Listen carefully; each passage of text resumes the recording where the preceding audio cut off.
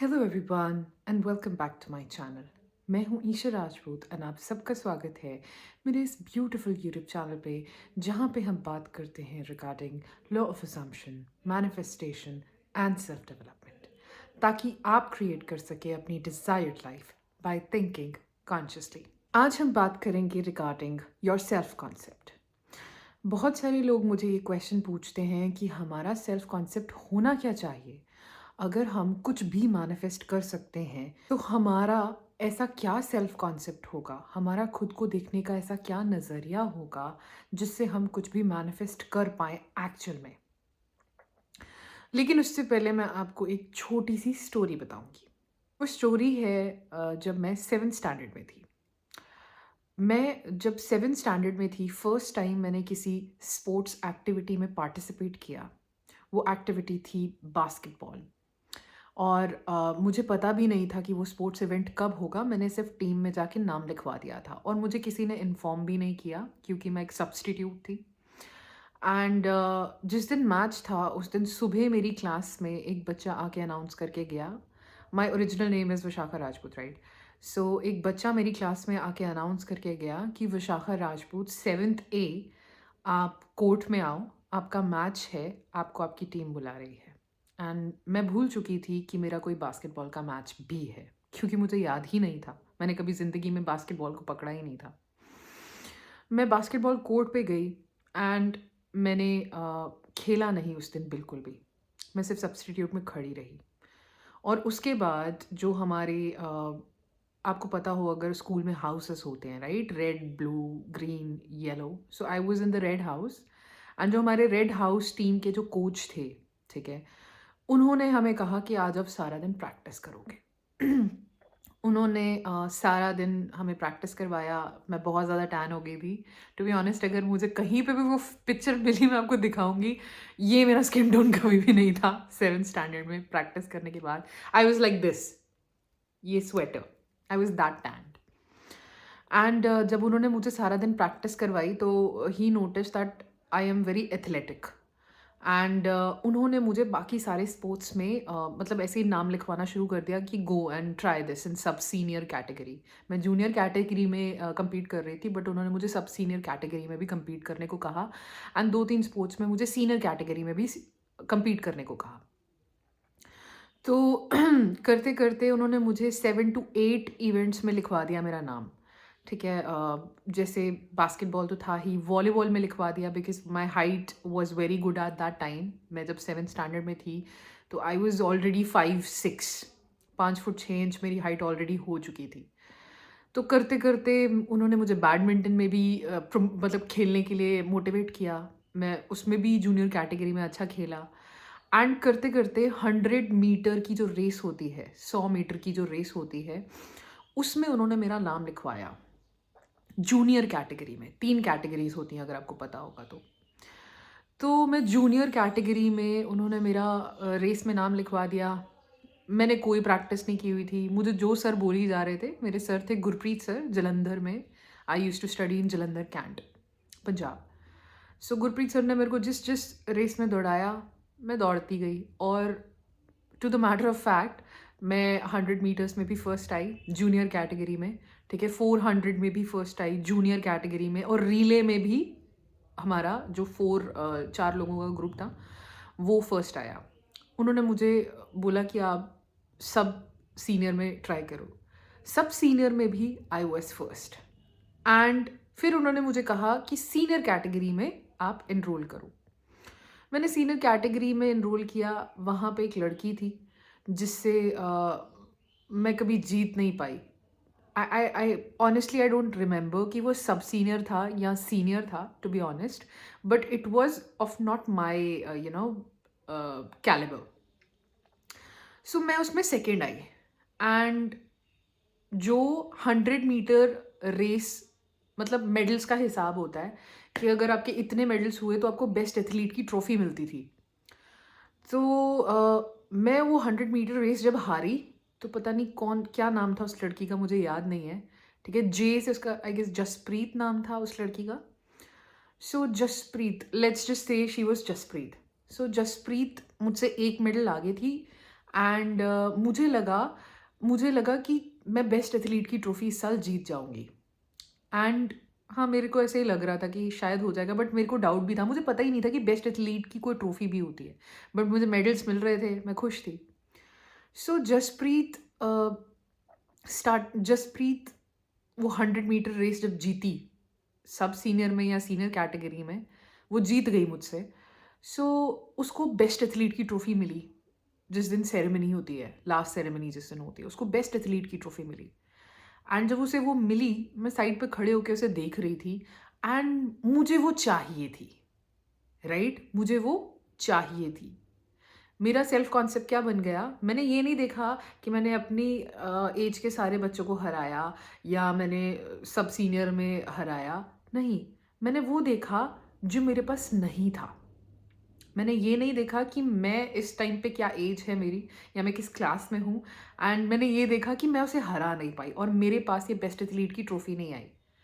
And मेरा self concept बन गया कि I am not the best athlete.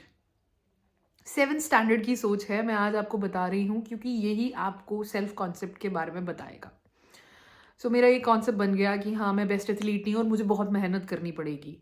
मैं 7th स्टैंडर्ड में ही सुबह-सुबह रनिंग करना स्टार्ट कर दिया मैंने। सुबह स्कूल जाने से पहले मैं जल्दी उठ के, हम आर्मी क्वार्टर्स में रहते थे। So I used to run and मेरी एक फ्रेंड भी बनी प्रिया करके, जो जिसने नेशनल कैंप्स लगाए हुए थे। शी उसने I guess, I I don't know कौन सा स्पोर्ट था, मुझे याद नहीं, ठीक है, बट उसने नेशनल कैंप्स लगाए हुए थे एंड वो मुझे ट्रेन करती थी सुबह 4:30 बजे, 5 बजे। एंड मेरी मम्मा तंग हो जाते थे कि सुबह सुबह 4:30 बजे ये दोनों लड़कियां जाती कहाँ हैं।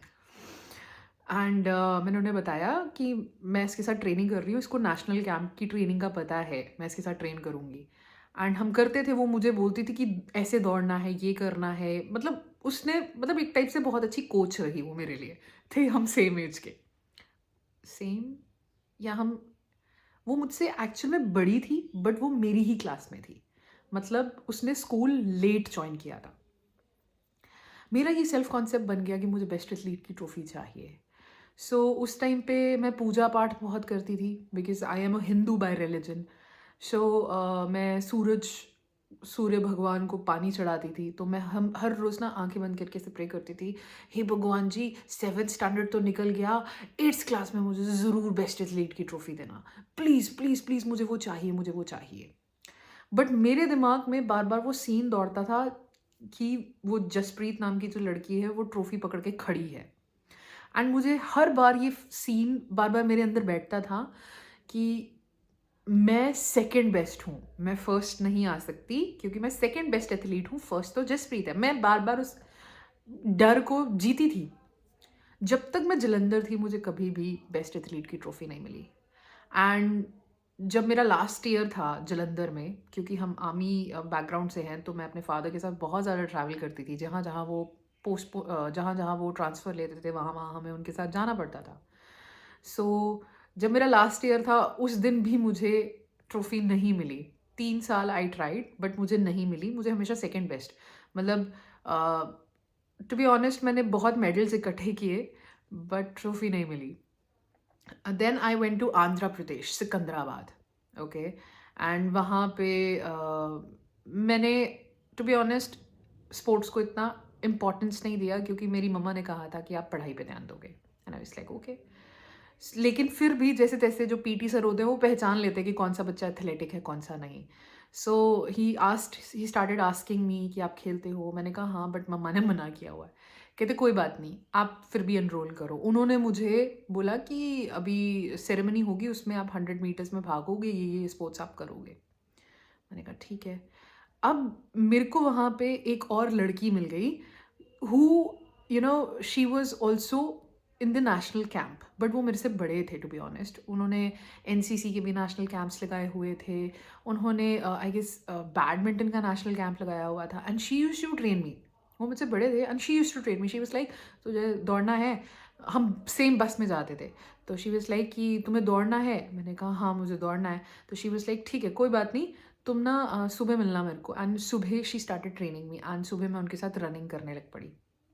उन्होंने मुझे ट्रेन किया एंड मैंने कभी उन्हें ये नहीं बताया कि मुझे बेस्ट एथलीट की ट्रॉफी चाहिए थी और मुझे मिली नहीं। उन्होंने बस मुझे ट्रेन किया एंड मैंने कभी किसी को भी नहीं बोला, क्योंकि मैं उस स्कूल में एकदम न्यू थी, और ऐसे मतलब जैसे अभी मुझे 1 मंथ ही हुआ था उस स्कूल में जाते हुए। और मुझे उन्होंने ऑलरेडी स्पोर्ट्स टूर्नामेंट में एनरोल करा दिया था। तो मैंने किसी को कुछ नहीं बोला कि हाँ, मैंने इतने मेडल्स जीते हैं या ये किया वो किया, मैं चुप थी। मैंने जिस दिन वो स्पोर्ट्स स्टार्ट हुआ इवेंट, मैं खड़ी थी और मेरे आसपास ना कुछ बड़े फेमस बच्चे थे, मतलब कुछ बहुत फेमस बच्चे थे स्कूल में, जिनके बारे में सारा स्कूल बोलता था कि ये बहुत टॉप भागते हैं, बहुत तेज़ भागते हैं, ये जीत जाएंगे, ये जीत जाएंगे, ये जीत जाएंगे। एंड मैंने मैंने सिर्फ रेस पे ध्यान दिया। मैं सिर्फ भागना चाहती थी, मेरे दिमाग में कुछ भी नहीं था। मेरे दिमाग में ये भी नहीं था कि बेस्ट एथलीट की ट्रॉफी मिलेगी मुझे या कुछ होगा। एंड जब वो 100 मीटर्स इवेंट स्टार्ट हुआ, आई जस्ट स्टार्टेड रनिंग। और मुझे सिर्फ इतना पता है कि मैं भाग रही थी और मेरे आगे कोई नहीं भाग रहा था, ठीक है।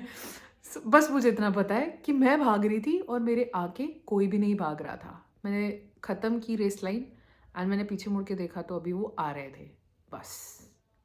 एंड मैंने 100 मीटर्स जीता एंड मुझे बेस्ट एथलीट बोला गया, ठीक है। उधर ट्रॉफी नहीं मिलती थी, उधर सर्टिफिकेट्स मिलते थे। सो मुझे सर्टिफिकेट मिला बेस्ट एथलीट का, एंड अनाउंसमेंट हुई। एंड फिर मुझे रियलाइज़ हुआ कि ये चीज़ मैं जलंधर में चाहती थी और मुझे अब मिली सिकंदराबाद में 4 साल बाद। बट तब जब मुझे वो चाहिए नहीं थी, जब मैं डेस्परेट नहीं थी, जब मेरा सेल्फ कॉन्सेप्ट ये नहीं था कि हाँ, जसप्रीत इस चीज़ को जीत जाएगी।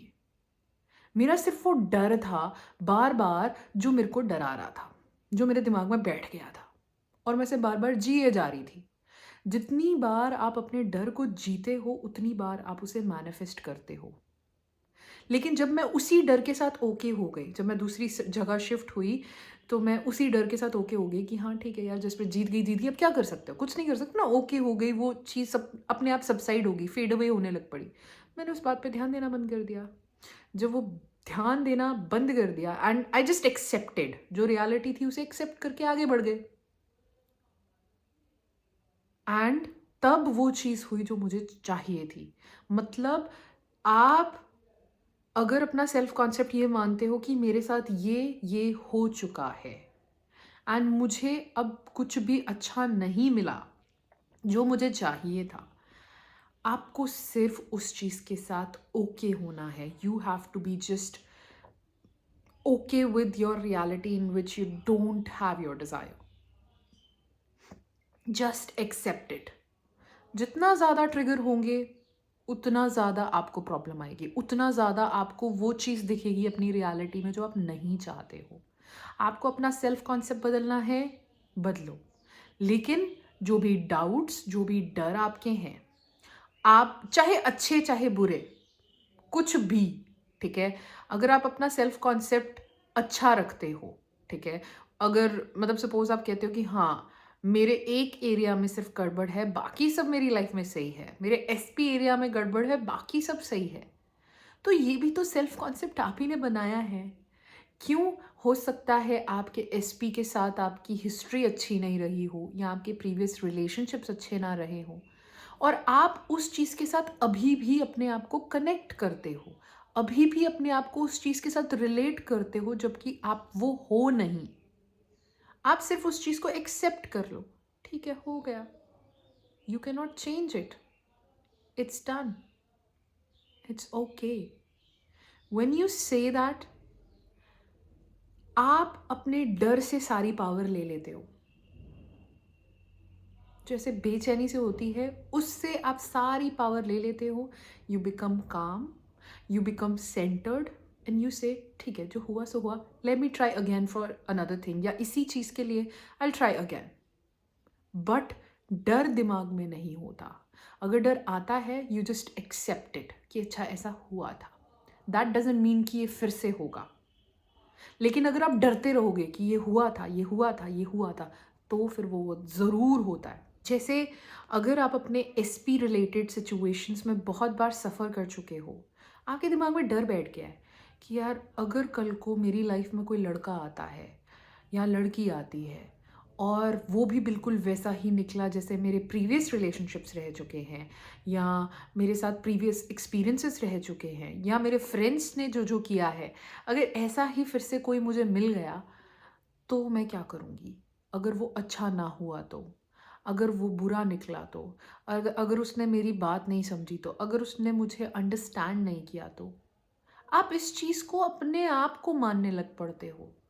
किस वजह से? डर कि जो मुझे चाहिए वो मुझे नहीं मिला। आप इस डर की वजह से अपना सेल्फ कॉन्सेप्ट ये बना लेते हो। लेकिन अगर आप इसी चीज़ को बोल दो कि अच्छा ठीक है, अगर नहीं भी मिला, इट्स ओके। नहीं भी मिला, इट्स ओके। इट्स ओके अगर नहीं भी मिला तो। I am not scared of it any more. और इसके पीछे के 2 रीज़न्स मैं आपको बताती हूँ। पहला रीज़न है इन्फिनाइट रियलिटीज़ का कॉन्सेप्ट, कि लॉ ऑफ असम्पशन स्टेट करता है कि एक टाइम पे इन्फिनाइट रियलिटीज़ एग्जिस्ट करती हैं। मिलियंस, बिलियंस, जिलियंस, जितनी भी आप कह सको, इतनी रियलिटीज़ एक टाइम पे एग्जिस्ट करती हैं और वो सब अभी हैं। उनमें से एक रियलिटी है 3D जो अभी आप एक्सपीरियंस कर रहे हो सकता है इस रियलिटी में आपके पास डिज़ायर ना हो, बट इसी टाइम पे बहुत सारी ऐसी रियलिटीज़ एग्जिस्ट कर रही हैं जिनमें आपके पास आपकी डिज़ायर है। आपको सिर्फ फील करना है कि मेरे पास वो डिज़ायर है, चाहे वो इस टाइम पे आपकी 3D में रिफ्लेक्ट ना हो। पहला रीज़न ये था। सेकेंड रीज़न है द रियलाइजेशन ऑफ सेल्फ। हम क्या हैं? मैंने द पावर ऑफ नाउ जो मैं मेंबर्स ओनली में एक्सप्लेन कर रही हूँ, उसमें इसको बहुत अच्छे से मेंशन किया है कि हम सबके अंदर एक आवाज़ होती है, एक सोच चलती है हमारे दिमाग में। जब हम किसी से बात करते हैं, हमारे दिमाग में एक आवाज़ बोलती है कुछ और उसके बेसिस पे हम किसी को जवाब देते हैं। वो आवाज़ को सुनने वाला कोई है इस बॉडी के अंदर। वो आवाज़ को सुनने वाला कोई है। जो आपके दिमाग में आवाज़ चलती है, उसे सुन कौन रहा है? यू। क्या उस यू का कोई फेस है? क्या उस यू की कोई बॉडी है? क्या उस यू को कोई जानता है? क्या उसकी कोई आइडेंटिटी है? नहीं। आपको ऐसा लगता है कि मैं वो आवाज़ हूँ जो मेरे अंदर से आ रही है। नहीं, आप उस आवाज़ को सुनने वाले बीइंग हो। You are not the thinker. हमारे अंदर, सबके अंदर द थिंकर होता है। एक थिंकर होता है जो सोचता रहता है। आप वो थिंकर नहीं हो। उस थिंकर की बातों को प्रोसेस करने वाला वो नथिंग, वो ब्लैंक स्पेस आप हो। जब आप इस चीज़ को समझते हो, जब आपको ये आई एम रियलाइजेशन होता है, तब आपके लिए प्रोसेस बहुत ज़्यादा आसान हो जाता है कि अच्छा, इतनी सारी रियलिटीज़ एग्जिस्ट करती हैं, तो मुझे तो घबराने की कोई ज़रूरत नहीं है, क्योंकि मुझे पता चल चुका है कि मैं कौन हूँ। राइट? तब आपके लिए ये चीज़ आसान हो जाती है।